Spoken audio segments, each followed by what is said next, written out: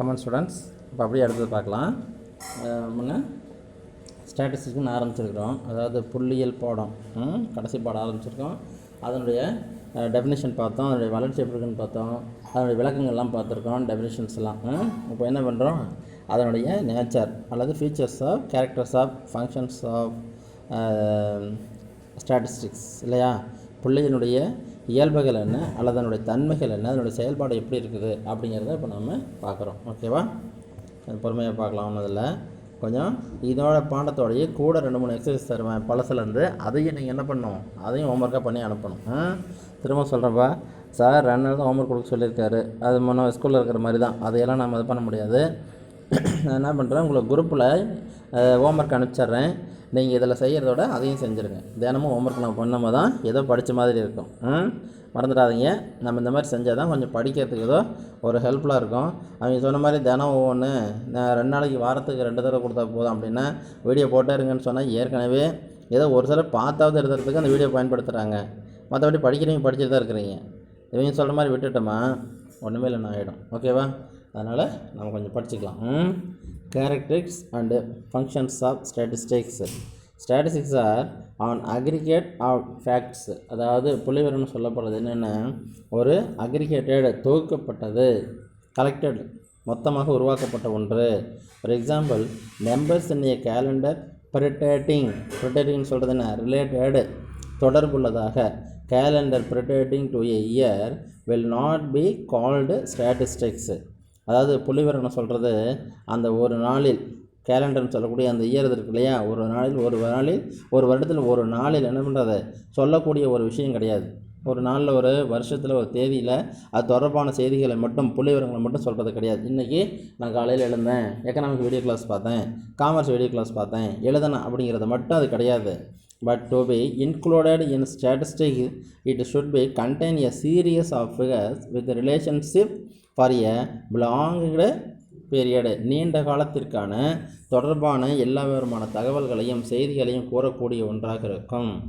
இப்போ இந்த அகாடமிக் இயரில் 7-8 மாதமாக நடந்த வீடியோ கிளாஸில், அந்த ஆன்லைன் கிளாஸில் நான் எக்கனாமிக்ஸ் கிளாஸ் இவ்வளவு அட்டன் பண்ணியிருக்கேன், அதுலேருந்து இவ்வளவு சாப்டர் படிச்சிருக்கேன், இவ்வளவு யூனிட் டெஸ்ட் எழுதி மார்க் எடுத்திருக்கேன். அதே மாதிரி அக்கௌண்ட்ஸ்லேருந்து, காமர்ஸ்லேருந்து, கம்ப்யூட்டர்லேருந்து, பிஸ்னஸ் மேக்ஸ்லேருந்து, தமிழ் இங்கிலீஷ்லேருந்து எல்லாத்தையும் சொல்லக்கூடியதாக இருக்கணும். வருஷம் பூரா இந்த வரைக்கும் நடந்ததெல்லாம் நான் இவ்வளோ கிளாஸ் அட்டன் பண்ணியிருக்கேன்னு சொல்லக்கூடிய ஒரு கலெக்டடு, ஒரு அக்ரிகேட்டாக இருக்கணும், ஒட்டுமொத்தமாக இருக்கணும்னு சொல்கிறது தான் புள்ளிவிவரம்னு சொல்லக்கூடியது. ஓகேவா, அதனால் இதை ஒரு நாள் கணக்கு மட்டும் சொல்கிறது கிடையாது. அடுத்த ஸ்டாட்டிஸ்டிக்ஸாக numerically enumerated, estimated and expressed. அதாவது இது என்ன பண்ணுறது, எனுமரேட் பண்ணுறது, அதுக்கான விவரங்களை சேகரிக்கக்கூடியது, அதாவது மதிப்பீடு செய்யக்கூடியது. எஸ்டிமேட்டு எனுமரேட்டுங்கிறது என்ன, வெகுமதின்னு சொல்லுவாங்க இல்லையா, ஆனால் அது கிடையாது. இது அதற்கான பலனை தரக்கூடியது. நியூமெரிக்கல் எண்ணிக்கையின் அடிப்படையிலான புள்ளி விவரங்களை மதிப்பீடு செய்து, தொகுத்து மதிப்பீடு செய்து அதை என்ன பண்ணும், வெளியிடுதல். இதெல்லாம் தான் இந்த புள்ளி விவரத்தினுடைய மிக முக்கியமானது. இது என்ன சொல்கிறாங்கன்னா, இதையெல்லாம் சொல்கிறதில்ல, இதிலே சொல்லிட்டாங்க. அதாவது எண்ணிக்கையின் அடிப்படையில் எனுமரேட் மதிப்பிடக்கூடியதாக, அதாவது கவனத்தில் வைக்கக்கூடியதாக, எஸ்டிமேட்டட் மதிப்பிடக்கூடியதாகவும், எக்ஸ்பிரஸ்டு வெளிப்படுத்துவதாகவும் புள்ளி விவரம் இருக்கும். ஓகே, இத்தனை கிளாஸ்னா இந்த வார்த்தை இத்தனை கிளாஸ் பார்த்துருக்கேன், இதெல்லாம் எனக்கு இவ்வளோ தூரம் பலன் கிடச்சிருக்கு, புரிஞ்சு நான் எழுதியிருக்கேன், இது இந்தளவுக்கு மதிப்பீடு செய்யலாம், இது இந்தளவுக்கு சொல்லலான்ட்டு சொல்கிற அளவுக்கு கொண்டு போகிறது தான் இந்த ஸ்டாட்டிஸ்டிக்ஸ்னு சொல்கிறது. Statistical collection should be systematic with a predetermined purpose. ஒரு நல்ல ஒரு பலனுக்காக, முன்கூட்டியே திட்டமிடப்பட்ட ஒரு நன்மைக்காக. எதுக்காக இதை செய்யணும், எதுக்காக அந்த கிளாஸ் நடக்கணும், எதுக்காக நம்ம தினமும் அதை எழுதி அனுப்பிச்சுட்ருக்கணும், வேலை இல்லாமல் பேப்பர் வேஸ்ட் ஆகட்டும், இங்கு வேஸ்ட் ஆகட்டுங்கிறதுக்காகவா, இல்லை, ஏற்கனவே திட்டமிட்ட ஒரு நன்மையை கருதி, எப்படி இருந்தாலும் ஒரு நன்மை இருக்கட்டும் அப்படிங்கிறதுக்காக சிஸ்டமேட்டிக், ஒரு முறைப்படுத்தப்பட்டதாக இது இந்த புள்ளி விவரங்களானது கலெக்ட் செய்யப்பட்டு திரட்டப்பட்டு அது ஒரு நன்மைக்காக ஆய்வு செய்யப்படுவதாகும். The purpose of collection of statistics should be determined be four-headed in order to get accurate information. துல்லியமான விவரங்களை ஏற்கனவே திட்டமிட்ட ஒரு நோக்கத்திற்காக வழங்குவதற்காக, நன்மைக்காக வழங்குவதற்காக திரட்டப்படுகின்ற ஒரு நல்லதொரு பலனுள்ள முறையாகும். இதுதான் புள்ளிவிவரம்னு சொல்லக்கூடியது, ஸ்டாட்டிஸ்டிக்ஸினுடைய நேச்சர்னு சொல்லக்கூடியது. நிச்சயமாக இது இல்லைன்னு சொன்னால் நம்ம கடந்த காலத்தில் சொன்னோம் இல்லையா, இப்போ நம்ம இவர் சொன்னார் இல்லையா, முன்ன இருந்த நம்ம காலத்தவர் சேர்ந்தவர் யார், கவுடர்லாம் இருக்காங்கல்ல, அவங்கெல்லாம் அந்த விவரங்களை சொல்லாமல் இருந்தால் இப்போ அதை நம்ம குறிப்பெடுக்கலைன்னா நமக்கு அந்த விவரங்கள் கிடைச்சிருக்குமா? சந்திரகுப்த மௌரியர் காலத்தில் அதெல்லாம் நடந்ததுன்னா அங்கே ஒரு புள்ளிவிவரம் நமக்கு கிடைக்கல, அதுவே புள்ளிவிவரம் தானே. அவர் இந்த பிறப்பரப்புகளெல்லாம் கரெக்டாக கணக்கில் வச்சுருந்தாரு அப்படின்னு சொல்கிற டேட்டா கிடைக்கலாம், நமக்கு அவரை பற்றி தெரியுமா? இது மாதிரி எல்லா தர்ம விவரங்களையும் கணக்கிடக்கூடியது தான், முன்கூட்டியே திட்டமிட்டு கணக்கிட்டது, ஒரு நன்மைக்காக கணக்கிடப்பட்டது தான். Should be capable of being used as a technique for drawing comparison. இன்னொன்று ஒப்பீடு செய்து பார்க்குறது, எதாக இருந்தாலும் கம்பேர் பண்ணணும் இல்லையா. ஆன்லைன் கிளாஸில் என்னென்ன பண்ணுறோம், பார்த்து எழுதுறோமா, பார்க்காம எழுதுறோமா, எவ்வளோ பலன் இருக்குது. அதே மாதிரி இதே ரெகுலர் கிளாஸில் பண்ணியிருந்தால் என்னென்ன பண்ணியிருப்போம், ஹோம்ஒர்க்கு தினமும் எழுதுனா எப்படி இருக்கும், 2 நாள் எழுதுனா எப்படி இருக்கும், இது மாதிரிலாம் ஒரு கம்பேர் பண்ணுறதுக்காக இருக்கு இல்லையா. அது மாதிரி should be capable of being used, அதாவது பயன்படுத்துவதற்கு நல்ல திறன் உள்ளதாக தகுதி உள்ளதான புள்ளிவிவரங்களை கணக்கிட்டு டெக்னிக் பார் டிராவிங் காம்பரேஷன், அதாவது கம்பேரிசன், ஒரு தொழில்நுட்பத்தின் அடிப்படையில், ஒரு நுட்பத்தின் அடிப்படையில் அதை சரியாக ஒப்பீடு செய்வதற்கு வசதியானதாக இருக்க வேண்டும். அப்போ நல்ல மதிப்புள்ளதாக இருக்கணும், பயன்படுத்த தகுந்ததாக இருக்கணும், ஒரு தொழில்நுட்பத்தின் அடிப்படையில் ஒப்பீட்டு பார்க்கக்கூடியதாக, உணத விளவு எனதுடன் ஒப்பிடக்கூடியதாக இருக்க வேண்டும் அப்படிங்கிறாங்க. It should be capable of drawing comparison between 2 different sets of data by tools such as averages, ranges, rate, coefficients.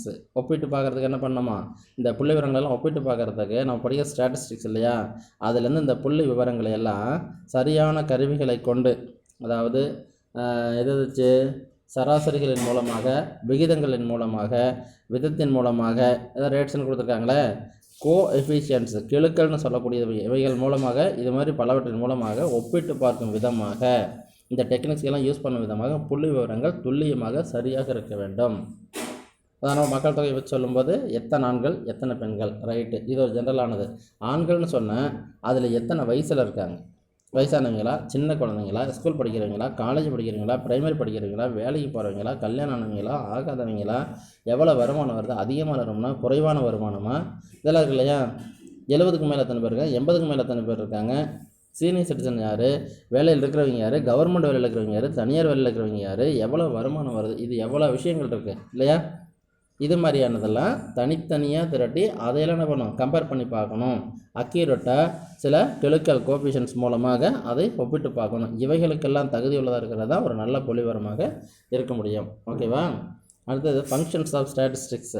இது எப்படி எல்லாம் இதனுடைய பணிகள் என்னென்ன இருக்குது, எந்த மாதிரிலாம் இது புள்ளிவிவரங்கள் பயன்படுது, பணிகள் செய்யுது அப்படிங்கிறதுனா, ஸ்டாட்டிஸ்டிக் ப்ரெசன்ஸ், அதாவது துல்லியமான விவரங்களை வழங்குகிறது. Facts and a definite form, ஒரு சிறப்பான ஒரு உறுதியான வடிவில் புள்ளி விவரங்களை தர முடிகின்றது அந்த புள்ளி ஸ்டாட்டிஸ்டிக்ஸ்னால.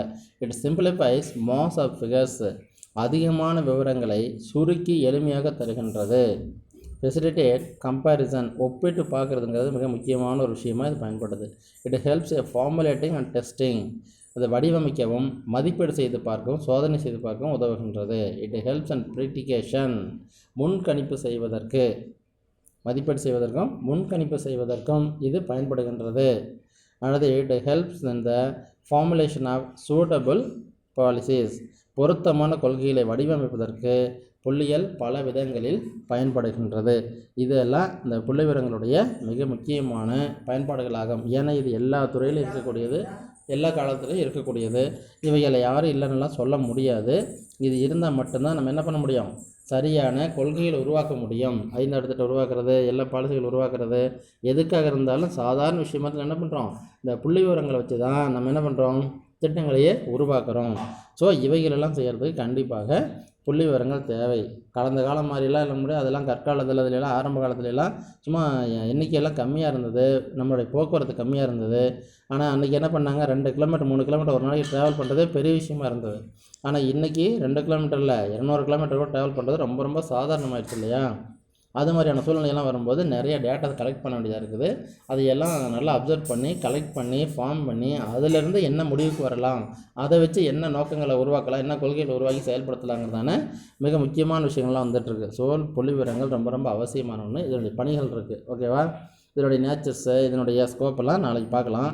கொஞ்சம் நல்லா படித்து எழுதுங்க. இதை படிக்கிறதோட மட்டும் போதாது, ஸ்டாட்டிஸ்டிக்ஸ் கொஞ்சம் மெதுவாக தான் கொண்டு போகணும். இதோட என்ன பண்ணுறோம், முன்ன மாதிரியே பழசுலேருந்தும் சிலதெல்லாம் கொடுத்துட்ருக்குறேன். நீங்கள் அதுக்கு என்ன பண்ணணும், கொஸ்டின்லாம் கரெக்டாக எழுதிட்டு வரணும். ஓகேவா? என்ன சார் இது மட்டும் தானே வீடியோ போட்டிங்க, நான் இதில் மட்டும் தான் எழுதுறேன்னு சொல்லாதீங்க. அதிலிருந்து என்ன பண்ணணும், நீங்கள் கண்டிப்பாக யூஸ் பண்ணி எனக்கு என்னது ஹெல்ப் பண்ணும். ஓகேவா? சரி, பார்க்கலாமா? ஓகே, அடுத்த கிளாஸில் பார்க்கலாம். Good luck.